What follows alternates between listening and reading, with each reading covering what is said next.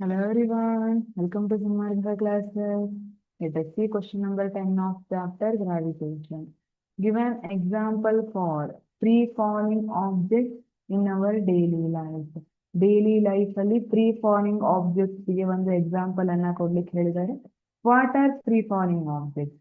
Free-falling objects are objects which are falling towards earth under gravitational force, only under gravitational force. ಅದನ್ನ free falling objects ಅಂತ ಹೇಳ್ತೀವಿ.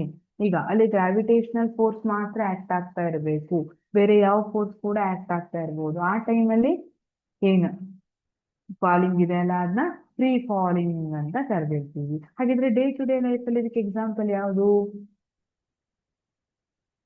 Sky diving. Yes, sky diving ಇದೆ ಅಲ್ಲ, this is good example for free falling object or free falling. ಇಲ್ಲಿ ಯಾವ ತರ ಅಂದ್ರೆ, initially air resistance low ಇರುತ್ತೆ, ಆಮೇಲೆ ಸ್ಪೀಡ್ ಜಾಸ್ತಿ ಆಗ್ತಾ ಹೋದಂಗೆ ಅವರದ್ದು ಡೈವರ್ಸ್ದು ಏರ್ ರೆಸಿಸ್ಟೆನ್ಸ್ ಜಾಸ್ತಿ ಆಗುತ್ತೆ. But initially air resistance is low. So initial stage of sky diving ಏನಿದೆ ಅದನ್ನ ಫ್ರೀ ಫಾಲಿಂಗ್ ಅಂತ ಹೇಳ್ಬೋದು. Similarly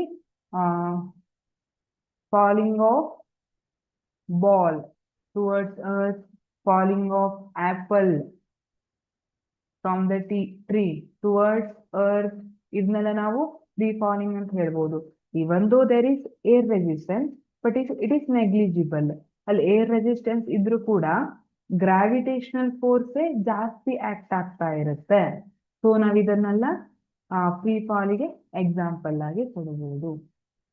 thank you.